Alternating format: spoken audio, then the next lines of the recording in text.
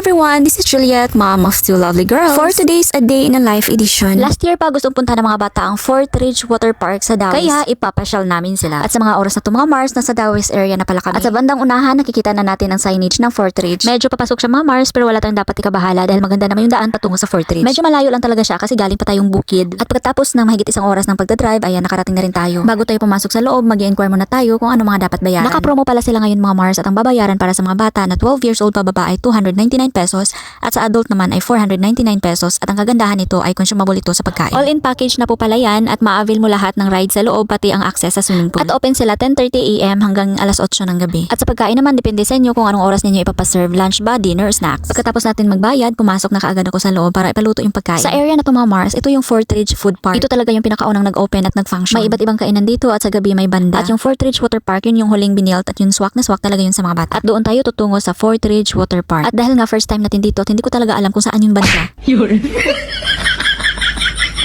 Medyo nalito na ako sa part na to mga Mars kasi ang sabi dun sa babae, diretso lang. At hindi ko alam kung saan diretso, sa kanan ba o sa kaliwa. Kaya kumana na lang ako at nagtanong-tanong kung saan ba yun banda. At yung kanan pala yung food park, pero in fairness, ang ganda-ganda pala dito mga Mars. What? Oo, maganda nga, pawat-wat ka pa dyan. O diba, sabi ko sa'yo, ang ganda, masarap dito kainin.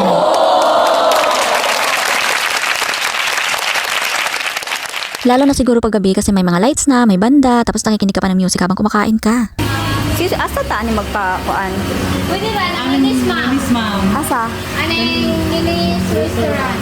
Or it's either lantern o siya man. Thank you.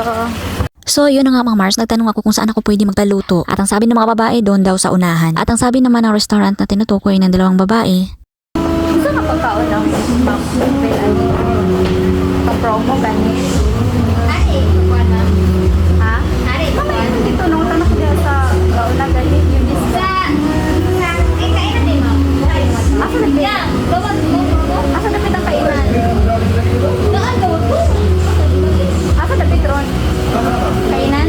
Ato sa likod na. Ang likod. Pwede na pula ito, ma'am. Kukuha, ma'am. Asa ka na nalapit? So diretso ko diha.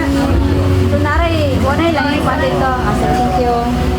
so mali mga Mars, hindi pala dito magpapaluto dun sa likod. So the power of asking talaga mga Mars, very important yan. Eh hindi pala alam ng dalawang babae na pinagtanungan ko nung una, yan sabi sa Eunice Restaurant, mali pala. Gutom na talaga ako kasi hindi pa ako nagla-lunch. Yung mga bata kasi, inorderin ko sila ng pagkain dun sa Bilar pa. At pagkatapos ng ilang minutong lakaran at paghahanap at pagtatanong, ayan, nakita na natin ang sign mga Mars. Open pala sila dito mga Mars, 10 AM hanggang 10 PM. Sa food park lang yung 10 AM hanggang 8 ang open. Meron din sila ditong studio type apartment para kung gusto niyo mag-overnight, dito kayo. Kaya tara na at magpaluto na tayo ng pagkain kasi nakugutom na talaga. Dito lang pala yung Fort Ridge Kainan Bohol.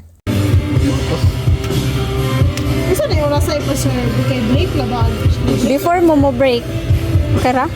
May break time pala yung mga staff dito mga Mars at 2 PM at babalik sila 4 PM. Nakarating kasi kami dito mga launa na. Pero hindi na talaga kaya kung mamayang alas 4 pa ipaserve ang pagkain kasi gutom na ako. Kaya nakiusap ako kung pwede maserve yung pagkain before sila mag-out. Mabuti na lang talaga at pumayag sila mga Mars. In fairness, maganda dito at mag-enjoy ang mga bata. Minsan daw may banda sila dito. Depende kung anong okasyon sa araw na iyon. At ito yung studio type rooms nila mga Mars. Maganda tsaka malinis, goods na goods talaga. Hindi ko natanong kung magkano yung rent nila dito kasi hindi naman kami magsistay. Pero goods na goods talaga siya. Meron din sila ditong comfort rooms and first malinis yung mga CR nila dito mga Mars. May rules and guidelines din sa swimming pool. At meron din silang shower area before and after ka maligo. Maganda talaga dito mga Mars at mag-e-enjoy ang inyong mga anak. Kasi bukod sa swimming pool, meron din silang play area. Dito nila isi-serve ang mga pagkain mga Mars. Andiyan naman yung mga mesa, mga upuan. Kaya lang pag sobrang tirik ang araw talaga, napakainit dito. Kaya ang mga bata hindi pa naligo at naglalaro pa sila.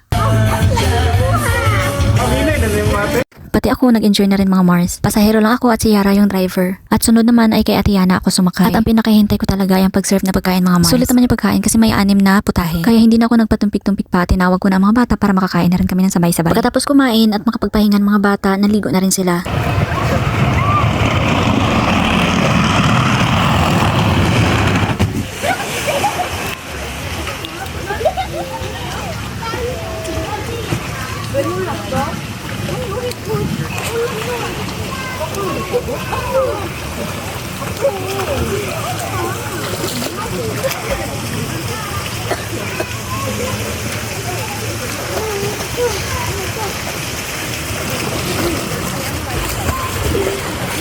Sa Sa mga oras na to mga Mars, hindi na ako nakatiis at kinuha ko na yung polo ko dahil sa sobrang init. Tapos gustong gusto ko pa videohan yung mga bata dito habang nagsaslide sila. Enjoy na enjoy talaga si Yara dyan mga Mars. Di talaga nila alintana kahit sobrang init pa ng panahon. Kasi enjoy na enjoy talaga sila dito. Dahil gusto na nila maglaro doon sa play area mga Mars, ayan bibihisan ko na sila. Sulit na sulit talaga yung binabayaran yung mga Mars sa pagpupunta kayo dito. Kasi sa halagang 299 pesos para sa mga bata at ma-avail mo lahat mula sa swimming pool at dito sa play area. Sulit na sulit talaga. Hindi talaga kayo magsisisi kapag dadalhin ninyo dito yung mga anak nyo. Dahil hindi lang naman bata ang mag-e-enjoy dito, pati tayo mga adults. Mag-e-enjoy din kayo habang binabantayan sila kasi hindi naman crowded ang lugar. Hindi rin maboboard ang mga bata kasi napakarami nilang pwedeng gawin. Sa swimming pool naman mga Mars, I recommend na sa hapon sila paliliguin kasi nga sobrang tirik ng araw, napakainit talaga. Mas okay yung 3 PM onwards kasi hindi na yun masyado mainit. Bago kami umuwi patungong Bilar mga Mars, dumaan muna kami sa McDo at Bilaran para maghapunan. So dito lang tayo. Maraming salamat sa panonood. Till next video. Bye yours!